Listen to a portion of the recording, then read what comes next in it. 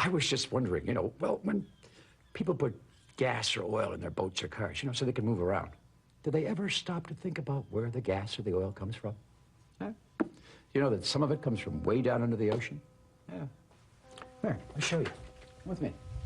See, if you were to go straight out here, right out the harbor for miles and miles, you'd bump into these big things called oil rigs. Oh, they're a very important job.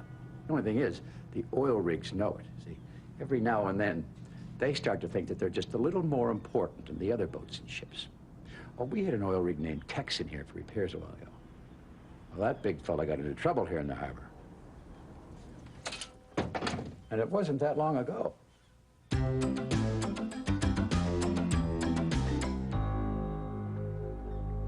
The giant oil rig had arrived in the middle of the night, back from a job way out on the ocean. Theodore didn't know much about oil rigs, and he found them a little frightening. They were so big, so tall, so completely different from any vessels he'd ever seen here in the big harbor. But George laughed and told him not to worry. Those rigs are big, all right, he said. But don't worry. I know them well. They all ask for me when they come in here. George, I want you to move that oil rig closer to the shore, announced the dispatcher. And George looked at Theodore as if to say, I told you so. And take Theodore along with you, finished the dispatcher. Right away, Theodore began to worry. That oil rig looked awfully big. And George could be touchy about towing George's way. He was worried he'd make a mistake and then George would lose his temper. Maybe a bigger tug would be better, he said, trying to use his most helpful voice. Follow me, Theodore, said George. I'll show you everything you need to know about oil rigs. Just don't get in the way. As they got closer to the giant oil rig, George was chuckling away. Oh, yes, they always ask for me. That's because I'm so big and strong. We'll be swapping stories with this big fella in no time, continued George. Just you watch, Theodore. Morning, Tex. The big oil rig only stared a mighty stare down at the two tugs. Tex, we're going to move you to a better spot in the harbor. Now, what do you want? Tex drawled. He had a deep, slow voice that didn't sound very friendly at all. It made Theodore even more uncomfortable than before. Don't need no little tugs to move me, said Tex. I can do that just fine myself. Then he started up his engines. Well, George was silent. Theodore didn't know what to say either. I mean, this wasn't what he had expected at all. Finally, George spoke quietly. Well, we'll stand by then. You can go home for all I care, said Tex. Silly little puffers. You're only in the way anyways. Theodore wondered what he should do next. The giant rig was being very rude to George. Theodore didn't know if George was angry or sad. Look out of the way, snarled Tex, starting to move. Well, Theodore couldn't think about George anymore. He had to move fast before the big oil rig ran right into him.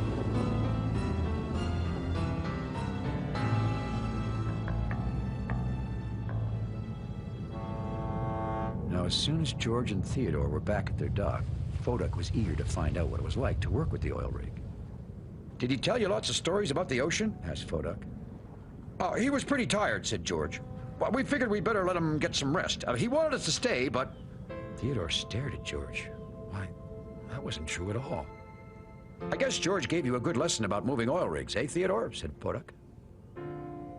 Theodore didn't know what to say. I mean, after all, he never wanted to tell a lie, but if he told Theodore about how badly the oil rig had treated George, George was likely to get upset again. Said Theodore, well, I've certainly never met anyone like him before. That was true enough, thought Theodore sadly. I've just been told a storm is coming, the dispatcher announced. George, make sure the Texas anchor cables are firmly in place.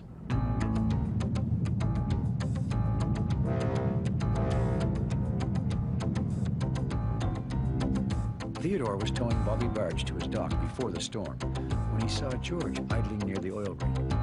While he watched, George cleared his throat and said, There's a big storm coming. Do you need any help with your anchors? Oh, you again? Said Tex, cutting off George. Why don't you just run along now? I don't need your help. I got more important things to do than chatter with every little tub who just floats on by. Tub? cried George. I'm the strongest tugboat in the big harbor. When you go for your fill of oil, where do you think it comes from, huh? Comes from big fellas like me that stay out at sea all alone for months at a time in all kinds of weather. So I don't need some little tug and tow truck's help in this little old harbor now. Well, George felt terrible. Ships and oil rigs were always happy to have him help them. But not Tex. And you know something? For a moment, George wondered if Tex was right. Maybe he wasn't a useful tugboat after all.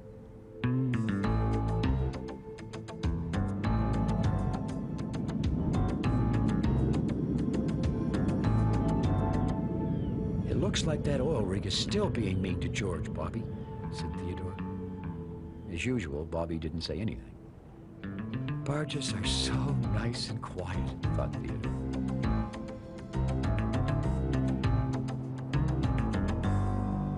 We must be sure all the ships in the harbor are safely tied up before the storm, the dispatcher was saying.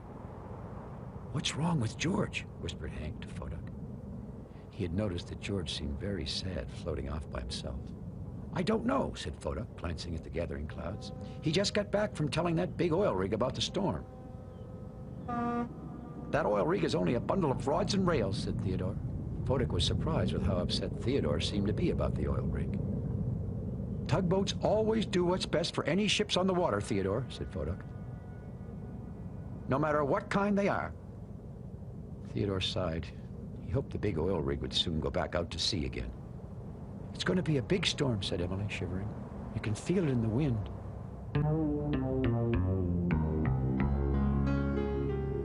Theodore had been told to check again that all the barges were safe at their docks before the storm arrived. On his way back, Theodore had to pass close to Tex. He noticed that one of Tex's big anchor cables was worn and weak. If it broke in the storm, Tex might be hurt or even smash into other ships in the harbor. Theodore remembered the way Tex had treated George, and he really didn't want to talk to the big rig. But then Theodore remembered what Fodak had said. Tugboats always do what's best for any ships, no matter what. Tex, you've got a worn anchor cable, and we're gonna have a storm. Do you think it'll be okay?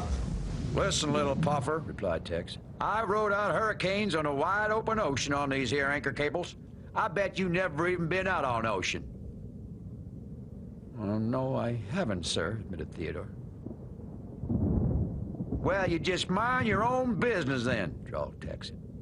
Well, Theodore didn't like being spoken to that way. He was so upset, he just turned and headed for home. The wind was getting stronger and stronger. George was by himself when Theodore returned to the Great Ocean dock. I saw you talking to Tex out there, said George, still grumpy. Oh, I suppose he's your friend now. Well, that made Theodore sad.